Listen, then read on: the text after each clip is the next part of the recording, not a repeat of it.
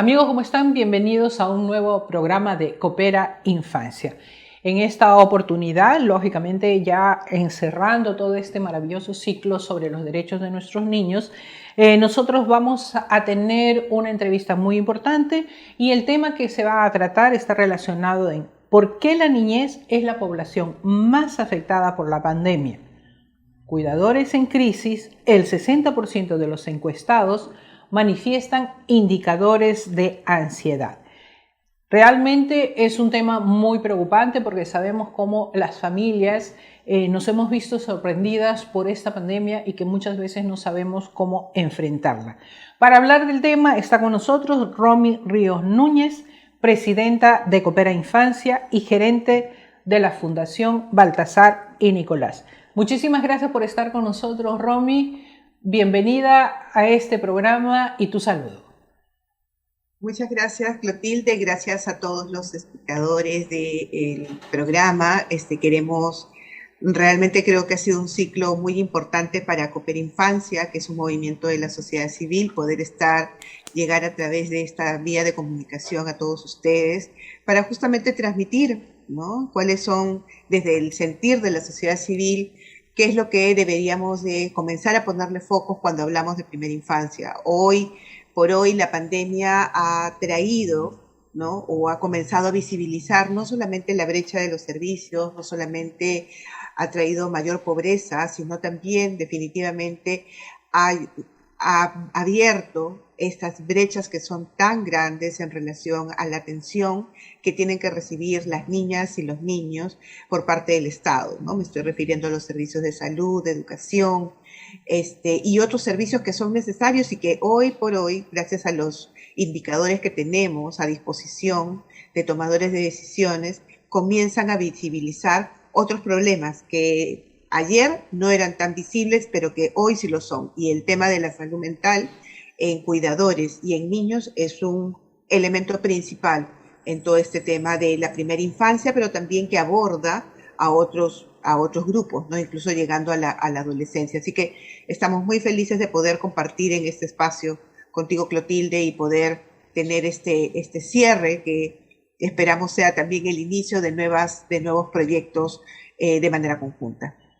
Sí, perfecto. Son temas que nosotros de verdad tenemos que profundizar, ¿no? Porque una de ellas está relacionada en cómo la pandemia ha afectado a las familias, a todas las familias peruanas, a las familias del mundo entero, porque no es exclusividad de nuestro país.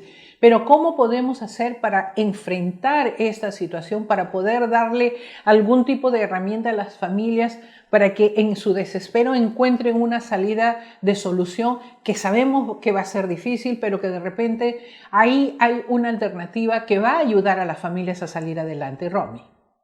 Primero, yo creo que hay que reconocer cuál es el problema, hay que identificar claramente el problema. Yo te cuento que antes de la pandemia, nosotros como sociedad civil, como Coopera Infancia, teníamos claridad sobre qué comenzar a impulsar en los decisores, pensando en un nuevo gobierno, teníamos claridad que debíamos de seguir apuntando al tema de la reducción de la desnutrición crónica, de la anemia, ¿no?, de la reducción de la mortalidad materna, de mejorar la calidad de los aprendizajes, ¿no?, de incorporar nuevos temas como el tema del aire limpio, visibilizar el tema de la discapacidad y de la niñez migrante, que para nosotros esos se han convertido en los objetivos de desarrollo de la niñez. Objetivos de desarrollo porque justamente buscan tratar de impulsar y comenzar a hacer visible esta problemática. Pero también en el camino que hemos estado afrontando de la emergencia sanitaria a raíz de la COVID, se ha evidenciado un elemento que sabíamos que era importante, ¿no?, en el desarrollo integral de las niñas y los niños, pero que hoy se ha visto visiblemente más afectado. Y es justamente cómo estamos afrontando como cuidadores la emergencia y cómo todos estos cambios que se han dado a nivel social, económico, político, están afectando a las familias, ¿no?, a los cuidadores principales, mamá, papá, y por ende afectando también la relación que tienen con sus hijos. Y ahí yo quiero dar quizás algunos alcances que son importantes para poder caracterizar el problema, porque no podemos plantear acciones si es que no sabemos exactamente por dónde está el problema más álgido. Y dicho desde la voz del usuario, de la voz de los padres y las madres, ahorita nosotros observamos y ellos demandan, están enteramente preocupados por el proceso de aprendizaje y por el desarrollo de sus niños. Porque claro, hemos visto las escuelas cerradas, actualmente también siguen cerradas, con digamos una propuesta de comenzar a aperturar las escuelas, pero todavía no tan insistente, no tan que se está trabajando, ¿no? Se está trabajando en formar la idea de la necesidad de aperturar instituciones educativas, centros de cuidado, pero creo que ante la preocupación que expresan los padres y las madres, esta necesidad se hace más grande, ¿no? Ya las evidencias muestran claramente que el grado de afectación en el desarrollo de los niños a consecuencia del cierre de escuelas, ¿no? Es grande. No solamente cognitivamente, o sea, no solamente para el aprendizaje, sino para estos aspectos del desarrollo que son fundamentales como la esfera social, ¿no? La esfera de las emociones de los chicos, ¿no?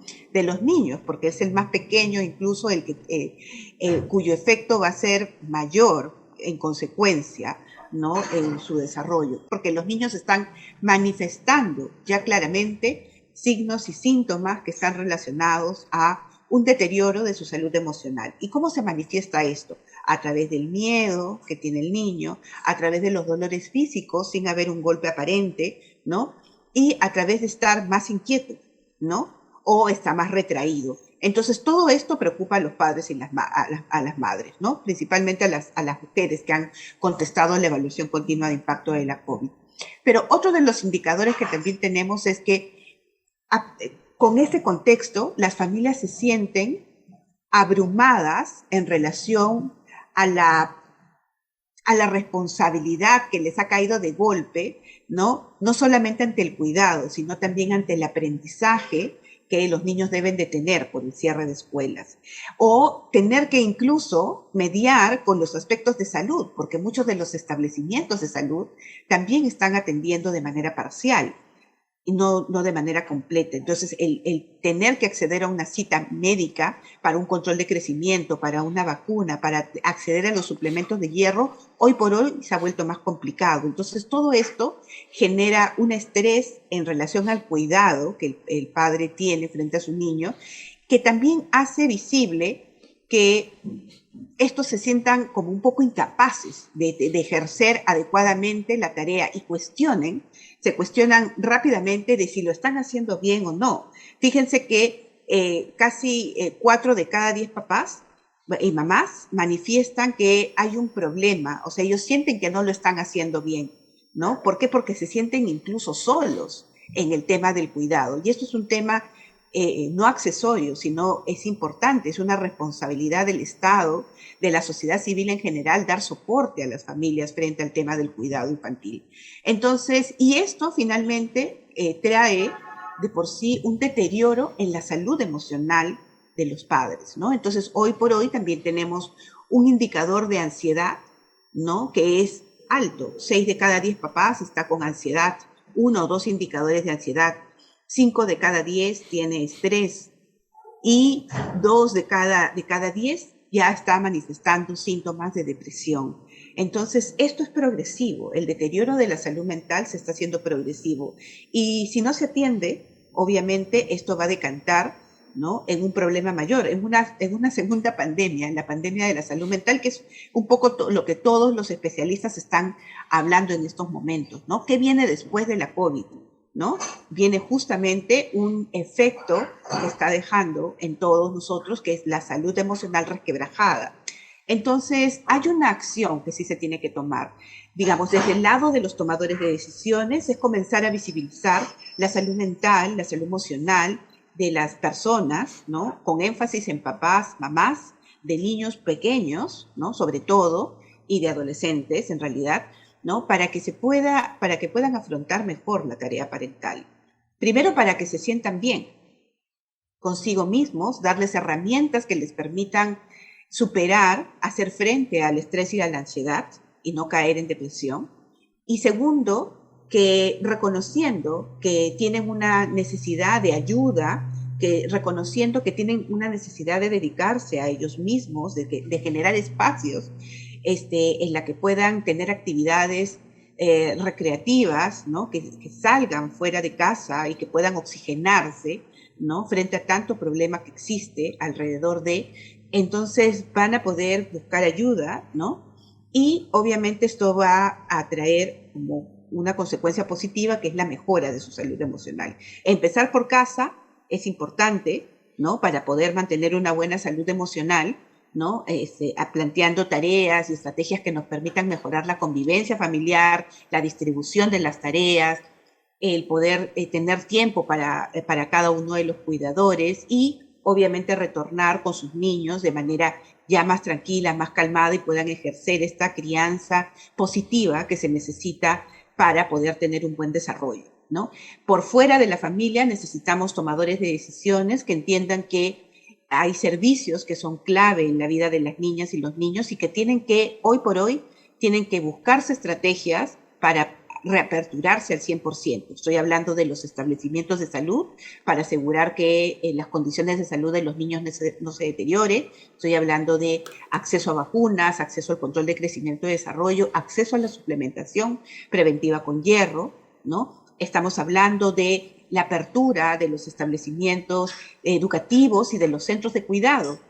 Muchos padres las empresas se están abriendo totalmente, ya están dejando el teletrabajo, están haciendo trabajo presencial, entonces necesitamos que eso vaya también coadyuvado con las políticas que el Estado hace para fortalecer el tema del cuidado. Necesitamos que los centros de cuidado, el tema del acompañamiento a las familias esté ya totalmente acondicionado para poder responder frente a esta situación de emergencia sanitaria y a un contexto que se está volviendo como mixto, ¿no? Entre presencial y virtual. Tenemos que comenzar a crear estrategias que vayan encaminadas a eso, siempre cuidando todos los aspectos de bioseguridad, ¿no? Eso sí es fundamental. Seguir impulsando el tema de la vacunación contra la COVID también resulta siendo un elemento clave, no solamente para el país, sino para las propias familias, ¿no? Para poder resguardar su salud y asegurar que no existan mayores complicaciones a las que ellas tienen. Deberían de estar todos los miembros de la familia vacunados, aquellos que están dentro del cronograma de vacunación. Entonces eso es indispensable, ¿no? Y sobre todo pensando ya en los grupos más vulnerables, digamos, menos priorizados en este tema o más invisibles, ¿no? Que son los grupos, los niños con algún tipo de discapacidad, por ejemplo, ¿no? O sea, los servicios especializados también deberían estar abiertos. Entonces, los tomadores de decisiones tienen una responsabilidad grande, ¿no? Aperturar los servicios que están dedicados a la primera infancia y comenzar a pensar en estrategias que estén involucrando claramente un abordaje mucho más integral y de manera preventiva relacionado a la salud emocional de padres, madres, cuidadores y también de niños pequeños, ¿no? Esas son un poco las prioridades que nosotros estamos mirando en este panorama.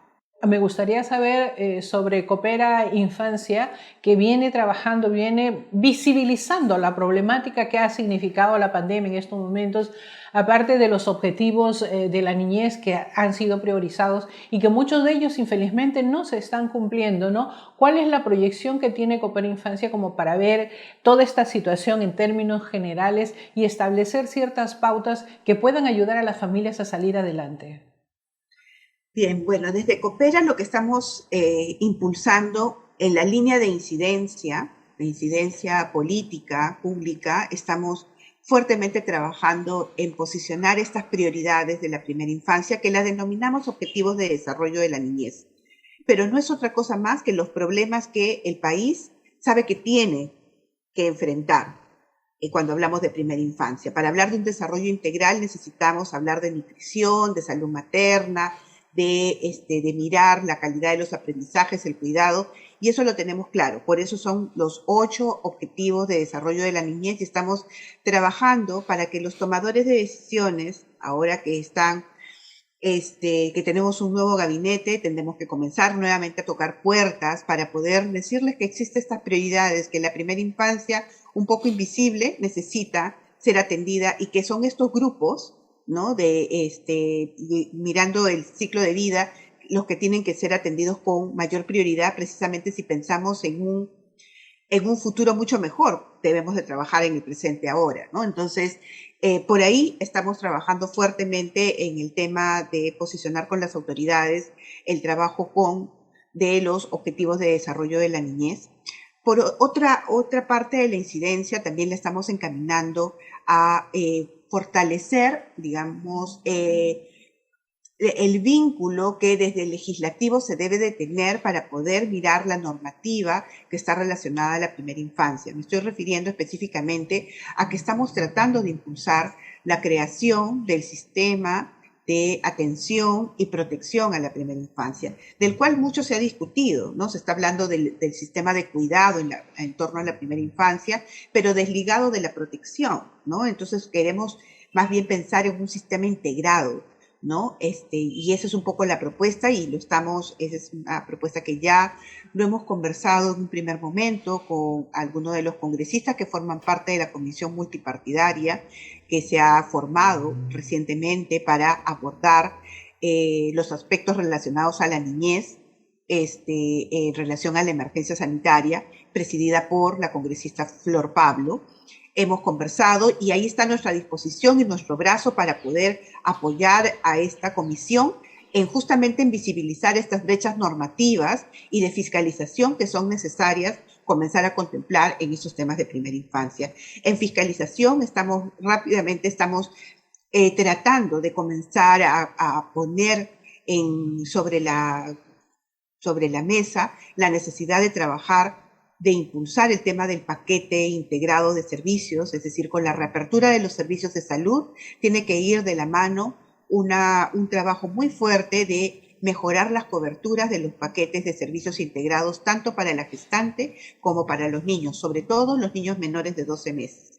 Esto quiere decir que debemos asegurar que en el caso de la gestante reciban sus controles prenatales, los suplementos de hierro, que reciban los exámenes auxiliares de manera oportuna. Y en el caso de los niños, su control de crecimiento y desarrollo, su suplementación, su tamizaje de hemoglobina, sus vacunas, también de manera oportuna. Otra cosa que estamos impulsando también y seguiremos llevando a cabo es comenzar seguir posicionando el tema de la evaluación continua de impacto de la COVID, que esta iniciativa la trabajamos con Fundación Baltasar y con la Pontificia Universidad Católica. ¿Para qué? Para que podamos seguir teniendo información desde la voz de las familias sobre cómo están afrontando la situación actualmente. Entonces, esto ya no solamente lo estamos trabajando con los decisores nacionales, que para eso tenemos como aliados al Ministerio de Desarrollo e Inclusión Social, al Minedu, al mismo MINSA, sino también comenzar a trabajar con los gobiernos regionales. Y un primer paso que hemos dado es justamente tratar de involucrar para la ronda número 7 que se va a realizar en noviembre, es decir, para levantar los datos en el mes de noviembre, estamos tocando las puertas de todos los gobiernos regionales. Y hoy por hoy ya hemos llegado a reunirnos casi con 10 gobiernos regionales, con representantes de los gobiernos regionales, de todos los sectores a nivel regional, para poder hablar sobre la evaluación continua de impacto de la COVID y sobre la responsabilidad que estos actores tienen regionales para recoger la data de su región.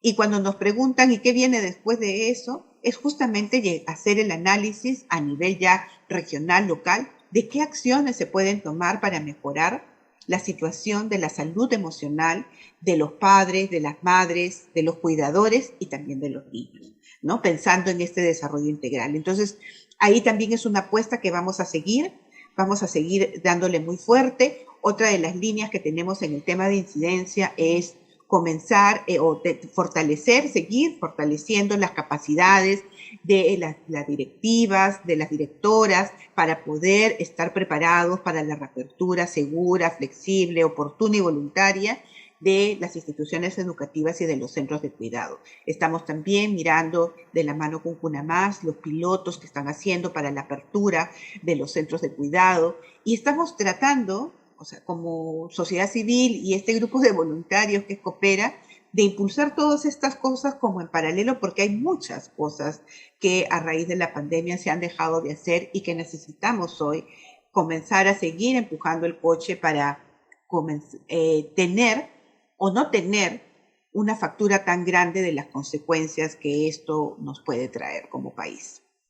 Sí, es muy complejo, realmente es un trabajo muy grande el que espera porque la pandemia nos llegó de sorpresa y lo más grave es que no sabemos cuándo se va a ir. Nosotros vamos a seguir conversando, pero antes nos vamos a un pequeño corte y regresamos enseguida.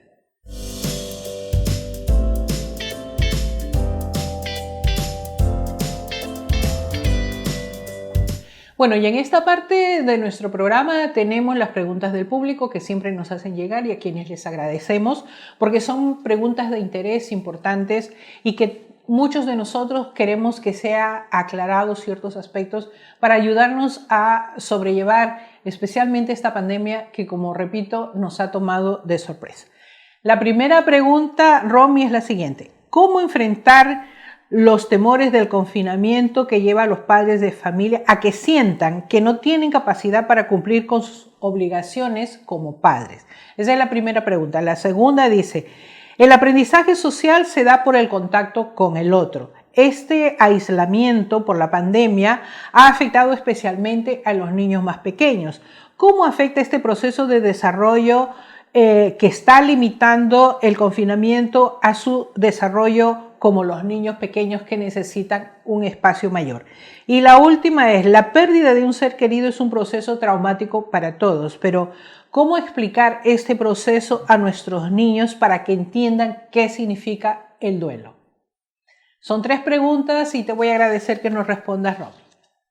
Definitivamente el cierre, ¿no?, de las instituciones educativas, por un lado, el confinamiento ha llevado, ¿no?, forzosamente, ¿no?, a que a una falta de socialización, ¿no?, que los niños deben de tener frente a otros niños, ¿no? La socialización es clave en el proceso de maduración cerebral. Entonces, si nosotros entendemos que la parte social es clave, es decir, la interacción que el niño debe de tener no solamente con un adulto, sino con otros niños, con sus pares, resulta siendo fundamental para la regulación de sus emociones, para su seguridad, para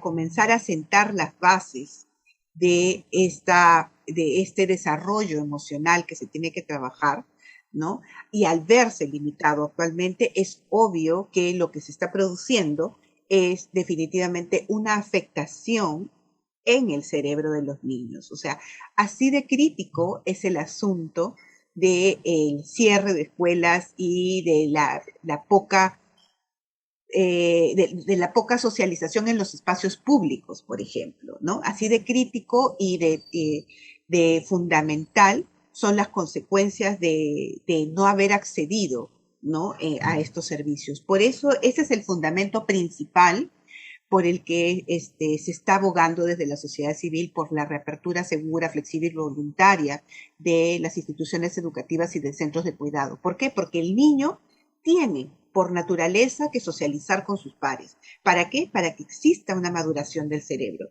Y al haber esta maduración del cerebro, exista un desarrollo integral de todas sus capacidades, ¿no? De todas sus capacidades de aprendizaje, incluso de la parte motora, la parte de la comunicación se van a ver afectadas. Entonces, ¿qué es lo que tendríamos que hacer? ¿No? Lo que tenemos que hacer es justamente estas medidas que de alguna manera se está tomando. Debemos de pensar que la socialización de los niños no debe de restringirse. Entonces, papá, mamá, que tienen niños pequeños sobre todo, ¿no?, deben de llevarlos, ¿no?, a tener espacios de socialización con todas las medidas de bioseguridad. Es decir, llevar los espacios públicos, ¿no?, ambientes libres, abiertos, donde el niño pueda correr, puede estar en contacto con otros niños, ¿no?, siempre con sus mascarillas, si son grandecitos, a partir de los 2 años ya es mascarilla obligatoria, ¿no? y comenzar a enseñar, a trabajar con ellos cuáles son las medidas de bioseguridad importantes para justamente afrontar este momento sin peligro. Recordemos que la transmisión entre los niños, la tasa de transmisión de la COVID es baja, es muy reducida. El niño se contagia por el adulto. Y este es un principio que hay que tenerlo en cuenta, ¿no? Porque si el adulto, por ejemplo, no está vacunado, si el adulto rompe las medidas de bioseguridad, es decir, no usa mascarillas, no se lava las manos, no tiene distanciamiento con otros adultos, entonces el adulto puede contagiar al niño. Entonces, entre niños, transmisión de la COVID es muy baja, ¿sí? Entonces, recordemos que es entre el adulto y el niño. Entonces, este principio nos tiene que alentar a retomar las actividades de socialización que el niño debe de tener. Para esto, ¿qué es importante, no? ¿Qué es importante en todo esto? Bueno, es justamente disponer, acercarlo a los niños a los espacios públicos, a crear, ampliar quizás las burbujas sociales, ¿no? Acuérdense que ahora se están promoviendo las burbujas sociales, es decir, gente que está inmunizada, gente que no tiene contactos con otras personas externas y que se cuidan entre ellas para poder justamente mantener este círculo, ¿no? Este círculo sano, ¿no? Círculo no expuesto, ¿no? O círculo que no rompe las medidas de bioseguridad. Entonces, podemos ampliar las burbujas sociales con familiares, que tengan niños pequeños igual que los nuestros para poderlos juntar y que ellos jueguen con total libertad, ¿no? O con amistades, ¿no? Entonces, necesitamos para esto que el adulto esté tranquilo, ¿no? Que el adulto cumpla las medidas de bioseguridad, que esté vacunado, pero también que trabaje en él, ¿no? Para que pueda, digamos, él viendo las cosas con calma, ¿no? Sin estrés, pueda afrontar, también ayudar a que su niño socialice de mejor manera y no lo limite, ¿no? Porque esto es importante, no lo tiene que limitar, solamente tiene que cuidar, ¿no? Entonces, para que la socialización se mantenga, ¿no? A nivel de política pública, lo que estamos impulsando, ¿no? La apertura de los establecimientos de salud y centros de cuidado. ¿Cómo afrontar el tema de la muerte en un niño? Bueno, primero que nosotros debemos de pensar que los niños tienen un pensamiento, cuando son muy pequeños, tienen un pensamiento bien concreto, pero no por eso les tenemos que mentir. O sea, lo primero que tenemos que hacer es siempre al niño hablar con la verdad, ¿no? Tenemos que hablar con la verdad y tenemos que tratar de decir concretamente cuál es la situación, ¿no? No deberíamos de hacer que suponga cosas, ¿no? Entonces siempre hay que tratar primero de explorar sus emociones, ¿no? De qué es lo que está sintiendo frente a esta pérdida, que es un elemento clave, ¿no? Pero también hay que hablar de la muerte, ¿no? De la manera más adecuada, ¿no? Diciendo siempre, tratando de ser con los ejemplos que se pongan, siendo muy concretos, ¿no? Siendo muy concretos para que el niño no imagine otra cosa, ¿no? Cierto. Entonces, esto hay que explicarlo con palabras muy sencillas, ¿no? Entonces, acá la recomendación para esto es, primero, tener claro de decir siempre la verdad, hablar con palabras claras y sencillas al niño, reconocer, luego de comenzar a hablarle sobre la pérdida de un familiar, ¿no? Conocer cuáles son las emociones que el niño tiene y acompañarlo para que podamos siempre reconocer si es que está desarrollando sentimientos de mayor angustia o de pérdida, que es normal, que está bien, que exprese con llanto, exprese su pérdida, Claro. que es normal que sienta pena. Y eso hay que más bien acompañar, ¿no? Hay que enseñar a los Exacto. padres a acompañar, no imponer, ¿no? Cierto. Son puntuaciones muy claras que debemos afrontar y que las familias tenemos que aprender para poder lograr realmente un resultado positivo y que no caigamos en depresión, en ansiedad, en estrés y que muchas veces nos puede conllevar a situaciones un poco más graves y difíciles. Muchísimas gracias por haber estado con nosotros, te agradecemos profundamente porque además tú eres responsable de todo este proyecto importante relacionado pues con los objetivos de desarrollo de la niñez ODN que lo hemos presentado a lo largo de este tiempo y esperamos, sí, poder continuar con este proyecto porque para la gente es muy importante reconocer dónde está, cómo está con relación a los derechos. Muchísimas gracias por haber estado con nosotros, Romy. Gracias a ustedes. Muchas gracias. Saludo a todos. Gracias. Y bueno amigos, con ustedes será hasta pronto dentro de nuevos ciclos Dios mediante para poder continuar ofreciéndoles estas maravillosas alternativas que tenemos relacionados con los derechos de nuestros niños. Muchísimas gracias y hasta pronto.